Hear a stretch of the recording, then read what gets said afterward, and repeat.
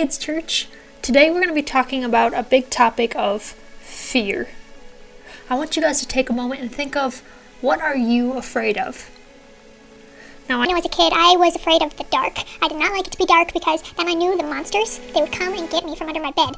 Now, there were no monsters under my bed, but I believed that there were monsters there, and if I didn't keep my feet tucked in the blankets, then they were going to get me.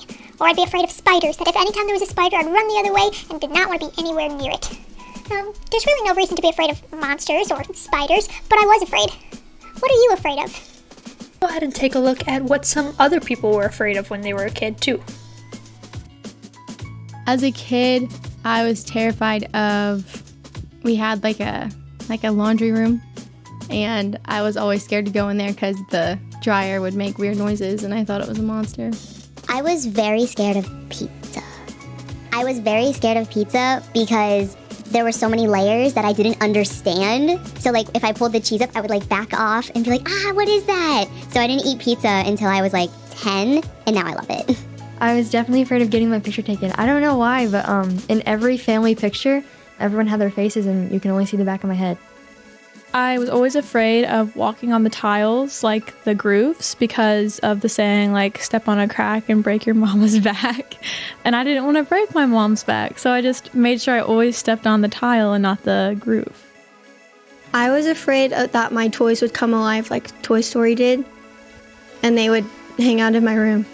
I was afraid of bananas because in TV shows you always saw like characters slipping on banana peels and going to the hospital, so... My biggest fear probably is of the unknown.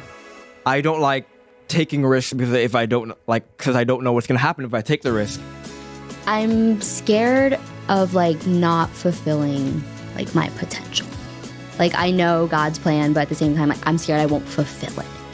Like living up to what I'm supposed to be doing.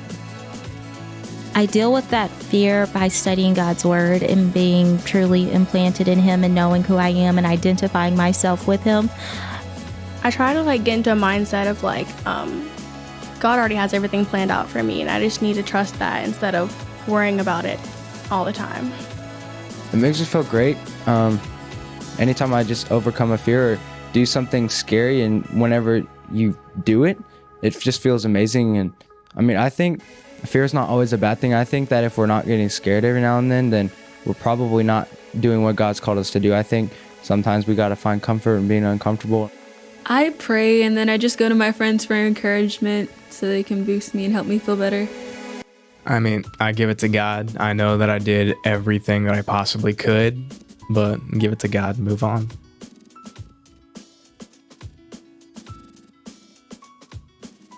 Now, fear is something we have to deal with that can often keep us from doing things and be really controlling in our lives.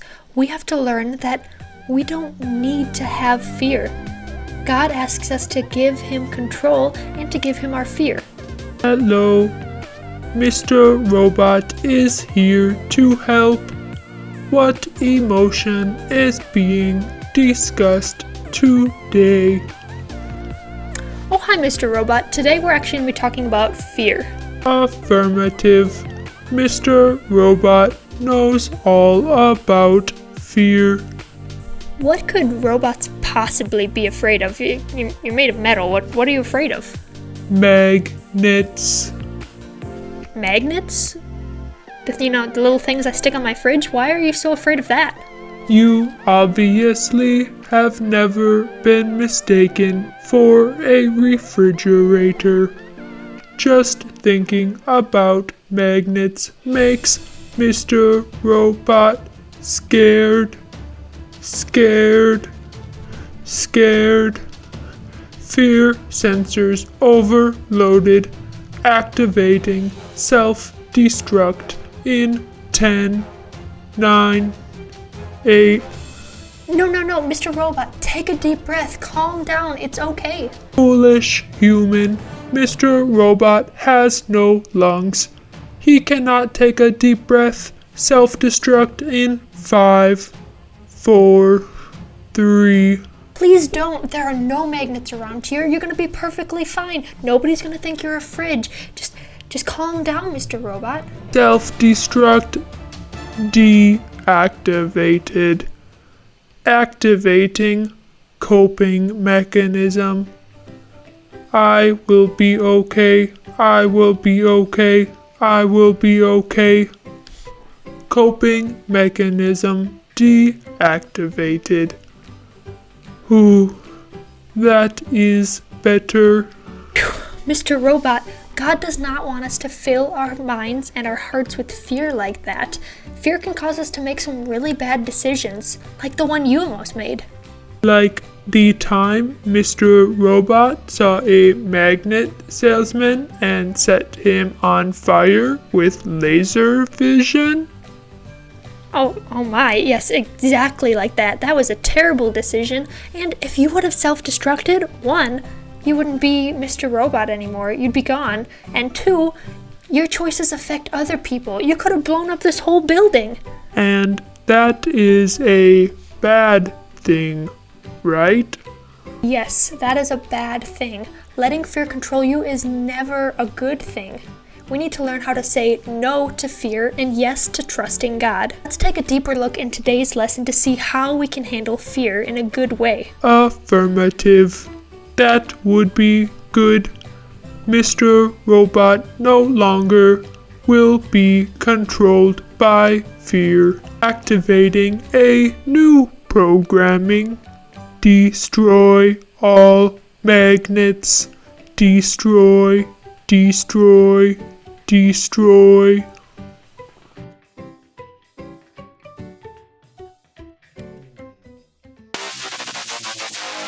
What's up? What's up? What's up? What's up? What's up? Ah, yeah. What's up, everybody? It's me, the SKI to the double TLES, Skittles in the hizzy, and I'm ready to tell you what's up. I am so excited to be starting this brand new series called Emotions. Today, we're talking about how God is bigger than fear. So every time somebody asks you, what's up, you tell them. I don't have to be afraid. I'll put my trust in God. People are afraid of all kinds of stuff, like the dark. Hello? Anybody there? Mommy? People are afraid of mean dogs? No, puppy. Hey, no, step back. Don't bite me. Don't bite me. I like my ankles. And some people are even afraid of spiders. Hey, wait. Nobody brought no spiders in here, right? Ah! Sure, sometimes things are scary, but you don't have to be controlled by fear. You just keep your trust in God and know that He's right there with you.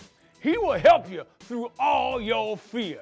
So anytime somebody asks you, what's up, you tell them. I don't have to be afraid. I'll put my trust in God. And that right there is what's up. I got a rainbow of flavor, and I'm living for my Savior. Skittles out, baby. Have any of you ever watched a show on TV or a video on YouTube about building or construction? Well, I have the honor of being one of the hosts of the hit construction show Build It with my good pal Skip.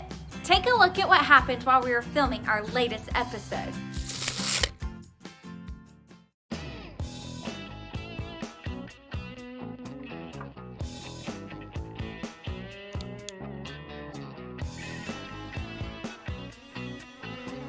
Working with the excavator, working with the excavator, working with the excavator. Yeah! Beep, beep, beep, beep, beep. Hey, Skip, what are you working on? Oh, hey, Suze. I'm just working on the plans for an office I'm about to start building downtown. Okay, so how's it going? It's going great. Just finishing up the blueprints, like I always do. Oh, really? You always do blueprints like this? Yeah. It's not exactly to scale, seeing as how I'm working with Legos, but it always works out. And what are you doing with that excavator? Oh, I'm getting used to handling big equipment so that I'll be ready to tear down the old mill to prepare the new job site. So you think that by practicing with this toy excavator, you'll be able to operate a real one? Well, why wouldn't I? I thought you would want to help me. Want to give it a try? Skip, you have got to be kidding me. There's no way that you or I can do this big of a job. What are you so worried about? I was asked to do the job and I know what I'm doing. I've got everything under control. See the plans? That's no plan, Skip. That's not an official blueprint. If this is the only plan that you've got, then there's so many terrible things that could happen to you, the builders, or the people that are gonna actually be in this office. Calm down, Susie Q. My blueprint is just a scaled down representation of all the work that has to get done. But you haven't included the important safety measures, like plumbing, underground piping, gas, and power. Skip, there is nothing about this building that will be built to code. It's just fine. We'll be wearing our hard hats like we always do. Does that help you feel any better? Not exactly. What if a big storm comes? With torrential downpour. See? No worries. Still standing. Oh yeah? What if strong winds come? From a huge tornado. See? No worries. Still standing. Well, what about a volcano erupting? And hot lava shooting everywhere. See? No worries. Just a little cleanup, but still standing. As a matter of fact, a barrel of monkeys could attack the building site. And see? No worries. Still standing. Oh man, those are some serious feelings we're dealing with here. I think there's something important we can all learn from that. Whenever we start to feel our emotions building up, we need to deal with how we feel, and here are 3 steps into doing just that. The first step is to stop and figure out how we're really feeling. This can be tough, but it's important because if we're not careful, we can let our emotions get the best of us. If that happens, things can seem worse than they actually are, which can cause us to make decisions that we can't undo. So let's stop right now and talk about the emotions we just saw.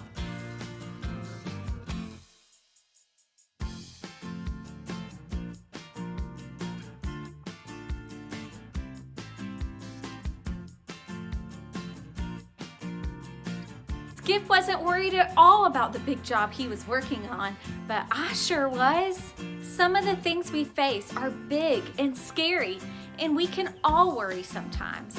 But worry starts in small ways and gets out of control in no time. And before we know it, we'll find ourselves scared of what might happen next. So now that we've stopped and figured out how we're feeling, the next thing we need to do is look at what's really going on. Some of the things worrying me were real, but the other things, like a barrel of monkeys falling from the sky, were a little out there. But if I would have looked at what was really going on, I would have remembered that I have no reason to worry. And that's because God has it all under control. I know that because I do my best to listen to what He says. And that's step number 3. Listen. We've got to listen to God's blueprint for life, the Bible. God gave us the Bible as the blueprint for us to deal with how we feel. Here, check this out. Hey everybody, listen up. Here's what God has to say. Has to say about what? Well, I was just about to tell you. Wait, that... is it good news or bad news? Like, good news as when we're having pancakes for dinner? Pancakes? What are you even talking about? Oh no! Is it bad news? As in velociraptors are prowling around downtown with laser beams coming from their eyes and they're stealing everyone's pants? So many pants! It's got me so worried. Let me stop you right there. That's what our story is about. About pants? Ha ha, not pants. Worrying. There are so many things we can worry about, and God has something to say about it. So let's jump into our story about Gideon. Gideon, my main man. But wait, what did he have to worry about? Great question, and great place to start. So Gideon was an Israelite. The Israelites were God's chosen people. but they started to do some really bad things that upset him. Oh, like cheating on tests and staying up past their bedtimes? That's like bad. Oh, even really badder than that. They started to disobey God, so he let a mean group of people, the Midianites, rule over them. For years, they would attack the Israelites and destroy their crops. Oh man, bullies who take your lunch money? Definitely lots to worry about. Oh yeah, and this went on forever. Finally, the Israelites shouted out to God, asking for his help. Time to throw up the bat signal. Even though the Israelites had started worshiping false gods, the one true God heard their cries. He had an idea and was about to come through for them big time. He was going to give them a shrink ray gun so they could turn the Midianites into little baby ants. Now that's an idea. Oh, it's an idea, all right. And that's where Gideon comes back into the picture. Gideon, who was hiding while separating the wheat they used for bread, was worried that if the Midianites knew he had food, they would take it. That's when God sent an angel who said to Gideon, "Mighty warrior, God is with you." Gideon did not feel like God was with them and asked the angel about all the bad things that were happening. That's when God himself spoke to Gideon. He said, "You are strong. Go and save Israel from the power of Midian. I am sending you." Well, I guess it doesn't get much more clear than that, right? Well, you'd think so, but Gideon was still worried. He wondered why on earth God would choose him to go save everyone. It's not like he came from a strong family. Gideon didn't feel important at all. God reassured Gideon that he would be with him, but Gideon needed a sign. So he asked God to stick around for a minute while he prepared an offering. I'm sure God didn't mind waiting since he's got all the time in the world. Gideon whipped up some bread and goat stew, brought it back, and placed it on a rock. That's when the angel touched it with a stick, and the whole thing went up in flames. Flaming bread, and flaming stew, and flaming rocks. There weren't any flaming rocks, but Gideon did make an altar there for God. And speaking of altars, that same night, Gideon snuck around. Like a ninja dressed in all black, throwing ninja stars at the other altars, and slicing a pole in half using a samurai sword. Gideon didn't have ninja stars or a samurai sword, but he did destroy the altar and pole his family had used for worshiping false gods. Yeah, that's what I meant to say. Gideon did all this at night because he was afraid and worried that his family would be very angry with him. When the townspeople saw what Gideon had done, they wanted him to pay for it. But nothing bad happened to Gideon. Sounds like that was a close call. It sure was. A little while later, the Midianites started moving in for another attack, and it didn't take long for Gideon to start worrying again. He knew God had promised to use him to save Israel and all, but he needed another reminder. What did Gideon have in mind? It's not like God could just shoot him a text. Yeah, no cell phones, but Gideon did have an idea. You see, dew would form overnight and make the ground, as well as everything else around it, wet. So Gideon left a piece of wool on the ground overnight and asked God to make the wool wet from the dew, but leave the ground dry. Wet wool, dry ground, check. Sure enough, God did just that. But Gideon still wasn't sure and asked God if he'd do just the opposite the next night. Okay, so dry wool and wet ground. Got it. When Gideon woke up the next morning, that's exactly what he found. The wool was dry, but the ground around it was covered in dew. Please tell me Gideon trusted God this time. Gideon was now confident that God wanted him to fight the Midianites. He knew that the Lord thought he was good enough to do the job. So Gideon decided to stop worrying, trust God, and do exactly what God wanted him to do. So the next time we find ourselves worrying about anything, we can trust God. Today, I'm going to take on a challenge. I'm going to try and hold up as many books as possible. Here we go. All right, come on. Give me another one there. Yep, no problem. Wow, these are really, really heavy books. Oh gosh, they're pretty heavy. I'm not kidding, they're heavy. I don't know how much more I can hold of these books. All of our fears and worries can begin to weigh on us and pile onto us if we don't look to other people to help us out with them, if we don't rely on God to get us through them. And I know a lot of us here, we have a lot of worries that we deal with. Well, I want to show you what happens when we allow our fears and our worries and our anxieties to pile up in our lives. We worry about school, if we're gonna get good grades. And we pack that in and we hang on to that and we're worried about it. We worry about our family situations and what's gonna happen. And we pack that in and it just gets heavier and heavier. And we worry about the situation that we have going on with our friends. Is that gonna work out? Is it not? I have so much anxiety about that. And we worry about our futures and like what we're gonna end up and what we're gonna do with our lives. And we pack that in and it just gets heavier and heavier. And everything that we worry about and we try to deal with on our own just packs in tighter and tighter and heavier until we can't handle it anymore. And so we go through life with our fears and our worries, and we just walk around with them like, I'm good, everything's great, life's fine. But the reality is, we have all this stuff that we're holding on to. And so we need to learn to let those go, to drop them, to put them down, to let people help us out. But ultimately, we need to learn to give our worries and our fears over to God and allow Him to help us out. Look at what it says in the Bible. In Psalm 55:22, it says, "Pile your troubles on God's shoulders. He'll carry your load. He'll help you out." We need to give it all over to God because God can handle the weight of all your fears, worries, and anxieties. We need to pile it on His shoulders and He will get us through. And then lastly, I want to leave you with this. It says in the Bible, in Joshua 1:9, God says this, "This is my command. Be strong and courageous. Do not be afraid or discouraged. For the Lord your God is with you wherever you go." When you know and understand that verse, the next time something happens in your life that brings about fear in you or worry or anxiety, you can stand strong and know, I got this. There's no big deal with this. I'm not afraid, because you know and understand that God is with you wherever you go, and He will be the one to help you with all the fear that you have in your life.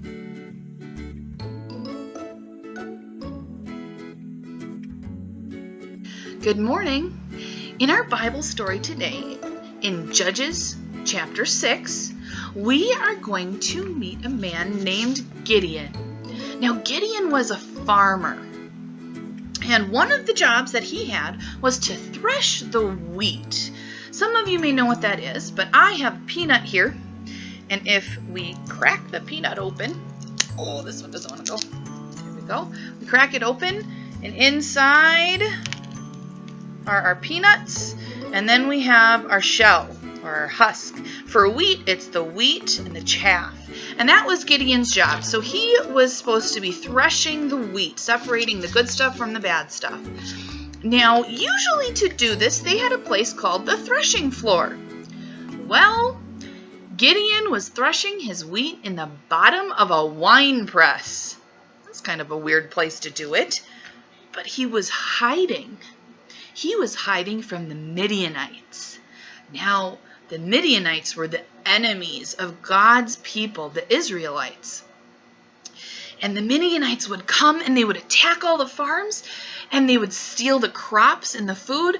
So Gideon had a good reason to be afraid. So just like Gideon, I think we've all maybe had a time when you were afraid and all you wanted to do was run away and hide. I think we all have had that experience or felt like that. So in today's story, here we go. All of a sudden, an angel of the Lord appears to Gideon and says, "Mighty hero, go rescue Israel from the Midianites." Mighty hero? Why would the angel call him a mighty hero? That doesn't make sense at all. Gideon is not a mighty warrior. He's a scaredy cat hiding in a wine press. This doesn't make any sense. But that's not where the story ends. Gideon responds to the angel. He says, "I am the weakest in my family. How can I rescue Israel?" I think most of us would agree with Gideon. He sure was acting like he was the weakest in the family. He was hiding out in a wine press so he wouldn't be seen threshing wheat. Gideon isn't the only person who has ever been afraid. You and I can get pretty scared. Sometimes we face difficult times in life, and all we can feel is fear. Just like Gideon, we probably feel like there is no way we can do what God is calling us to do. But something incredible happened next. The angel said to Gideon, "God will be with you." Wow! The reason Gideon didn't need to be afraid was because God was with him. Do you know, that's the same reason that you and I don't need to be afraid. When you have the Lord as your shepherd, you can know that He will always be with you. In today's lesson, we're going to learn how to handle fear. One of the most famous verses in the Bible is found in Psalm chapter 23, verse 4. Even when I walk through the darkest valley, I will not be afraid. The rest of this verse talks about the Good Shepherd and how he takes care of his sheep, us. That is the reason we don't have to worry or be afraid. Now let's take a look at some baby sheep. We are here with my friend Janice at Cockles Country Critters. Janice, I have a couple questions for you. What have we got here? This right here is one of our twin baby sheep. They were orphaned, and I have a really good friend that brings me all of her babies if the mom won't take them. So actually these two are twins. They're part Cantata and part woolly sheep. And how old are they? They are about 2 weeks old. They love their bottles, and this is actually a little baby goat that we picked up that the mom abandoned him as well. How big will they get whenever they're full grown? These sheep will get about probably, 2-3 feet tall. They'll stand about this high. Okay. And what is it that they usually eat? This is their milk bottles. They get about 3 to 4 of these a day. And they love them. And they're ready for them. I can see that. You want to feed? Oh, yeah. It's really easy.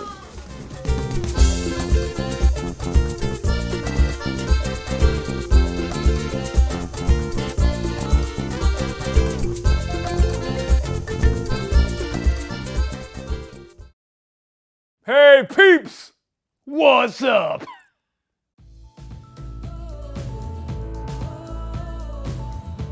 Verse in Psalms 23 tells us that we are like sheep, and God is telling us that we will face a lot of troubles, we'll face fear, we'll face doubt, and we'll face dark valleys. Find ourselves in a dark and hard time. We should remember what Psalms 23:4 says. It says, "Even when I walk through the darkest valley, I will not be afraid." Did you notice that important word, through?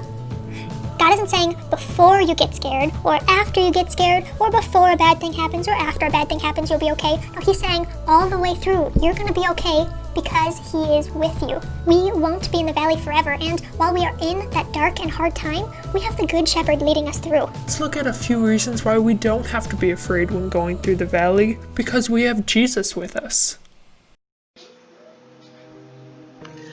Psalm 23:4 says, "Even when I walk through the darkest valley, I will not be afraid, for you are close beside me.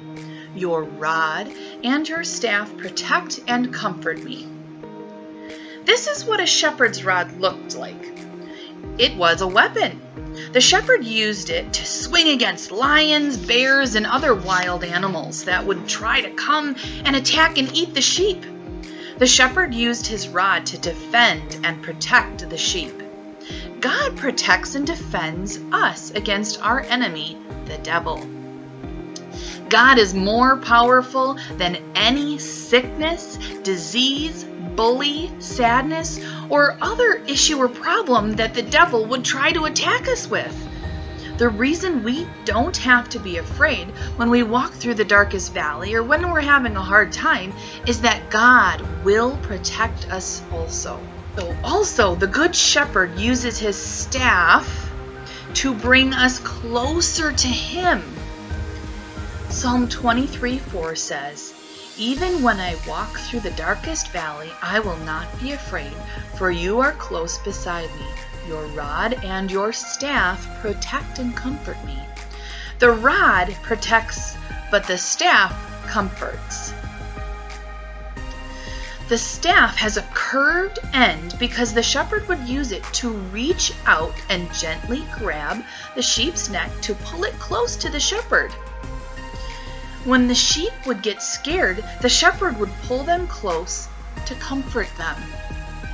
That reminded the sheep of something that each one of us must remember.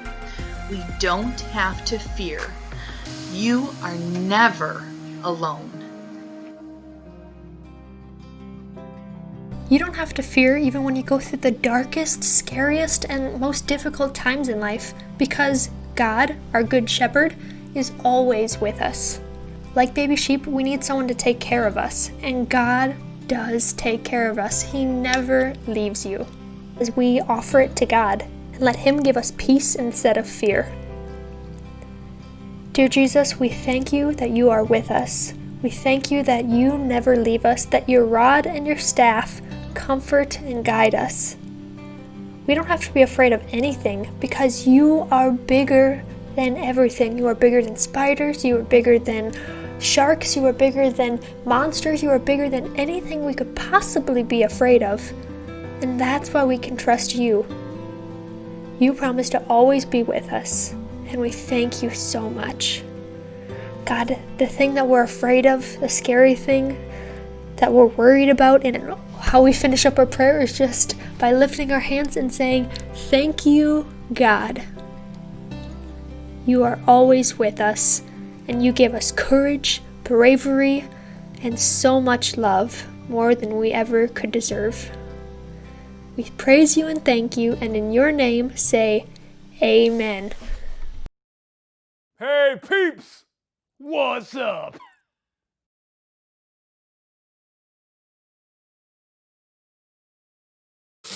Gideon was so worried about how it would all turn out that he forgot God was with him and had a good plan all along. God was patient with Gideon and kept reminding him that he was made with a great purpose. That's when Gideon's worries stopped and his trust in God started. Gideon learned that he can really trust God, and we can too. The next time we find ourselves asking, what if, and worrying, we can stop, look, and listen to the truth of God's word. Doing these things will help us stop the worry and see that God will never leave us. He wants what's best for us, and because of that, we can trust Him. Now there's one more way to deal with all of your feelings, and that's to worship God by singing. So let's do it!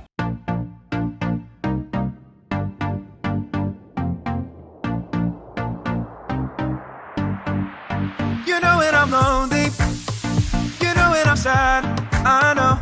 And then you are with me, yeah, you are with me. You know when I'm worried, you know when I'm mad, I know. And then I can trust you, yeah, I can trust you. You don't want perfection, you just want my best. And when my mind is racing, you will give me rest. God is greater, greater than my feelings. He knows everything, He knows everything. God is greater, greater than my feelings. He knows everything, He knows everything.